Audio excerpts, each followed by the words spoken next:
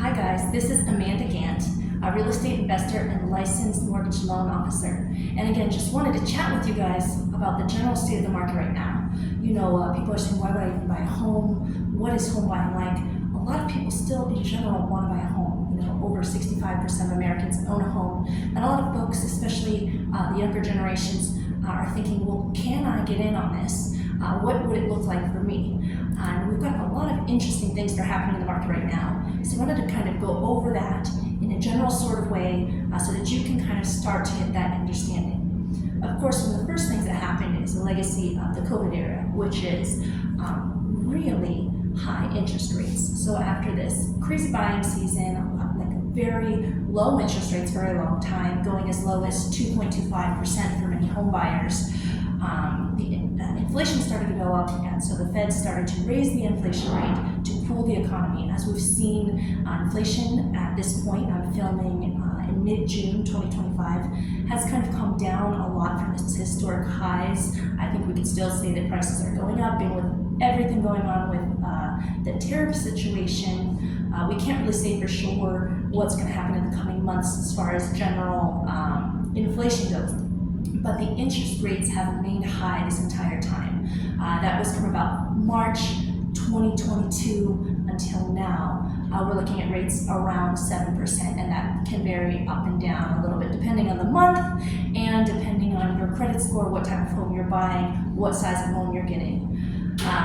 Nonetheless, 7% is way higher than 3%. And so what we've seen from that is many folks who have mortgages, who own properties, we're not willing to sell their properties, because if they sell their properties, many people are then looking for the next place to buy, the next place to live in, the next place to invest in. And so they're looking at trading their mortgages, which right now they might have mortgages of 3%, 4%, 2.5%, trading those mortgages for mortgages of 7% or upwards. And so they look at that and decide that doesn't make sense. Well, we have a whole country of folks who were not really putting their properties on the market. And that had been going on, for a pretty long time, ever since those interest rates went higher. So sellers have been waiting to sell all this time. What we're seeing right now, as in with quarter one of 2025 compared to quarter one of 2024, is a lot more listings. Specifically in Florida, we're seeing 18.5% more listings in April 2025 than what we saw in April 2024. So if this represents a bigger trend nationally, what we're seeing is sellers are no longer willing to wait to sell. They can't wait anymore. Life is going on. They might need a bigger house, a smaller house. Maybe they got a new job in a new city and they can't work remotely anymore.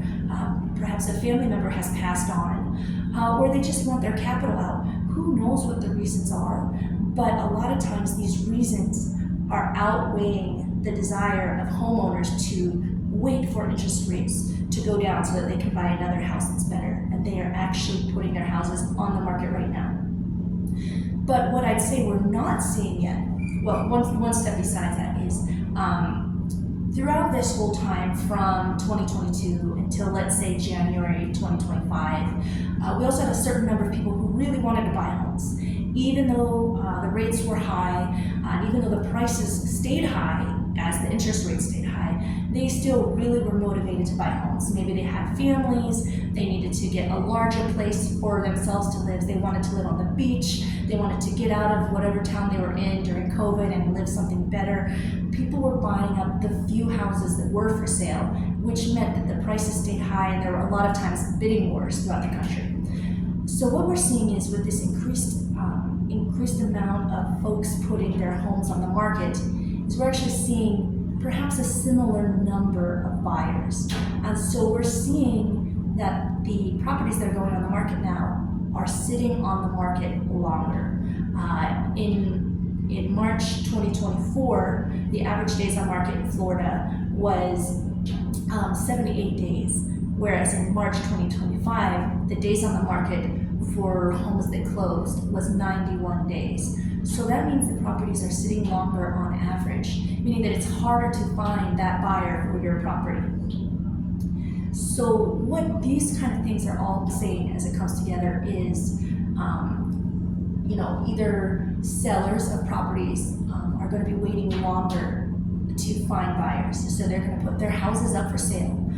We're generally still seeing people putting their houses up for sale for the same level of prices that we've seen for the past, let's say, 1, 2, 3 years. So very high prices in many areas, like, the highest that they might have been in the past 10 years. Whereas those properties are now just sitting longer. So now the sellers were tired of waiting to sell. They're putting their properties out to sell. But the sellers haven't quite got the memo that their properties might not be selling at the prices they're listing them at, because there appears not to be an increased demand for properties at these prices. What does all of this mean? It could mean that we're looking at prices that could go lower. But if you're someone who wants to buy right now, this could also mean for you this is a great time to make an offer on a place that you love. And you don't even have to make one offer. Obviously, speak with your realtor. I'm a mortgage lender. I'm not a realtor, but I have been one in the past for about 3 years. I'm a huge fan of making just one offer at a time, not multiple. What if both people say yes to you and now you're obligated to buy 2 homes? You might not be able to do that, or you might not want to do that. But I would put out an offer, put it at a price that you actually feel comfortable buying it at, whether that's the listing price or not. And perhaps in your offer say that they have 2 or 3 days to get back to you. And they can either get back to you with a yes or counter offer or a no.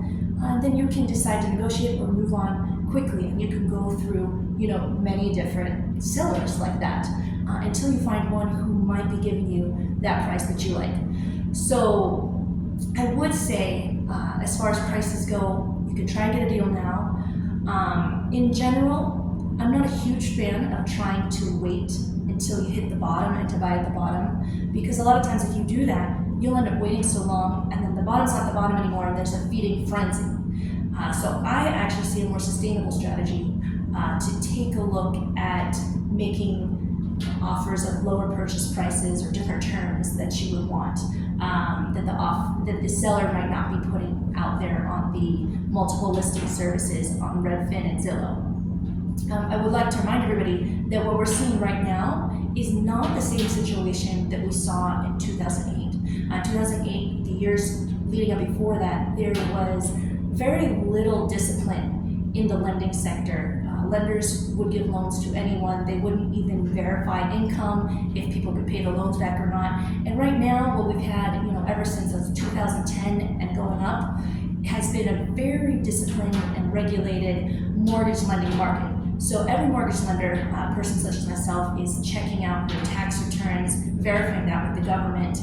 We're looking at your income from your pay stubs, verifying that with the places that you work, and doing a lot of ratios in conjunction with your credit report, your credit score, to make sure that you can afford that home. So basically, anybody who's bought since 2010 is in a much stronger ability to be repaying their loans. So we're not going to have a rush, or it will not be the same as what it was in 2008. Overall, what I would say my suggestions to folks who are looking to buy a home now, or at least considering it, seeing if it's something that would be beneficial for them, is there's 2 kinds of folks. So the people who want to buy a home and to live in it, and the folks who want to buy a property, rent it out, and it can become an investment for them. So if you want to buy a home and live in it, I would really consider all the factors of what you're looking at for your home purchasing.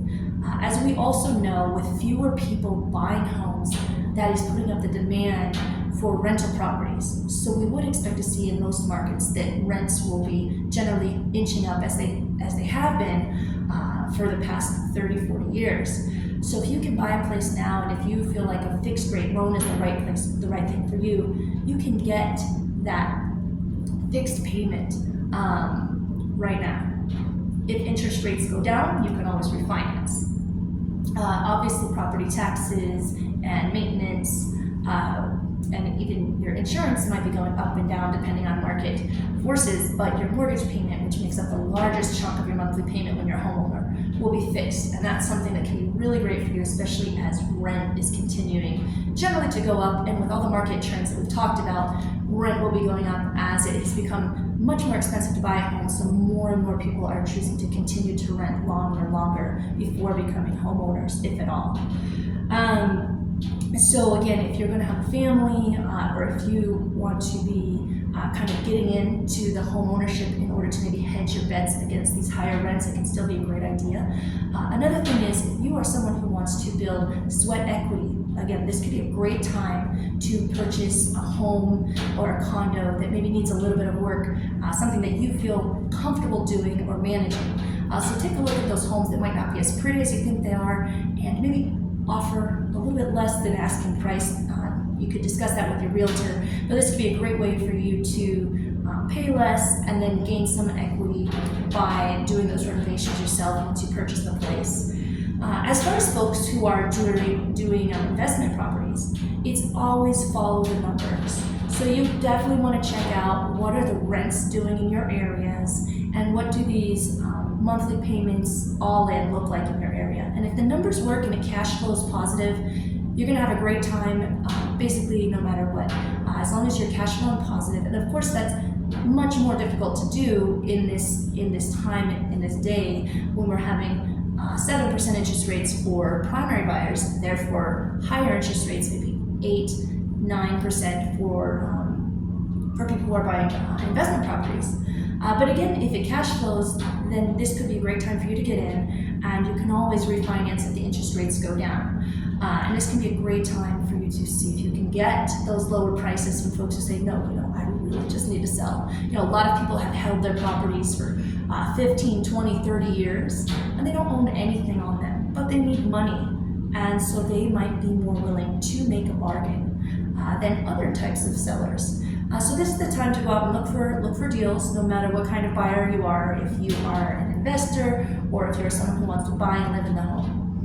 And I always like to let folks who might want to live in their home, I want to open their eyes to think like an investor as well. Because if they happen to buy a home that would cash flow if they were to rent it out, then it gives them so many more options once they're ready to move on to their next home. They can keep that home and rent it out and continue to build that equity.